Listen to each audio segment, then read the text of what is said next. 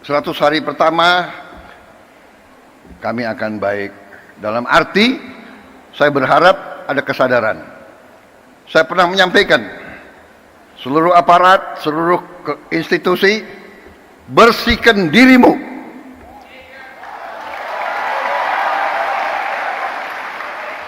Sebelum kau dibersihkan.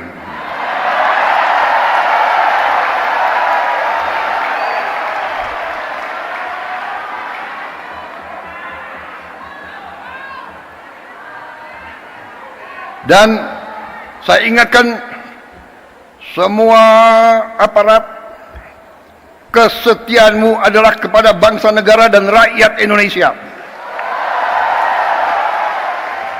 Kalau kau tidak setia kepada rakyat Indonesia, kalau kau menghalangi kebijakan-kebijakan yang untuk membantu rakyat Indonesia, saya akan tindak, saudara-saudara sekalian.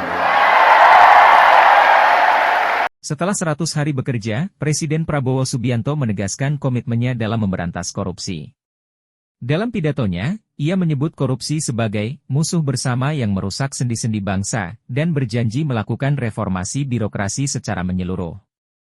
Langkah awal yang telah dilakukan pemerintah meliputi digitalisasi layanan publik untuk meningkatkan transparansi dan penguatan sistem pengawasan internal di berbagai kementerian dan lembaga negara.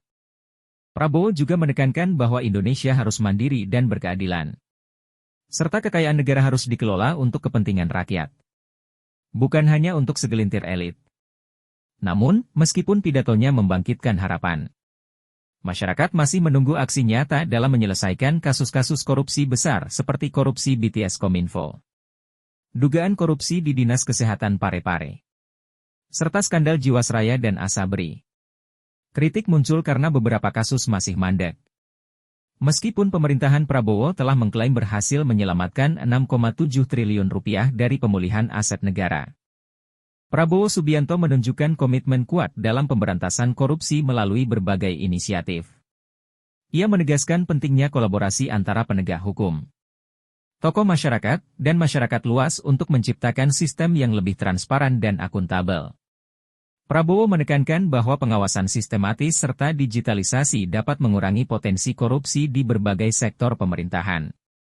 Sebagai bagian dari strategi ini, Prabowo menyiapkan anggaran khusus untuk memburu koruptor dan memastikan penegakan hukum berjalan efektif. Komisi Pemberantasan Korupsi, KPK, mengapresiasi langkah ini dan melihatnya sebagai bukti keseriusan Prabowo dalam mewujudkan Indonesia yang bebas dari korupsi.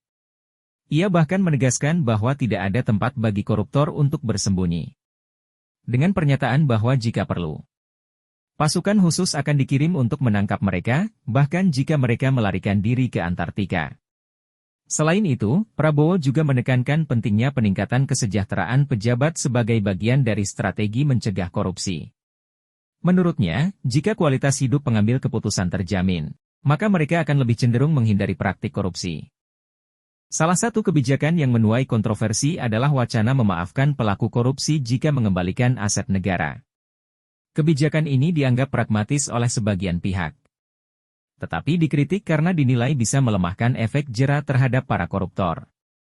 Secara keseluruhan, semangat Prabowo dalam memberantas korupsi masih diuji dalam implementasinya. Banyak pihak yang menantikan langkah lebih tegas dalam menindak aktor-aktor korupsi tanpa pandang bulu.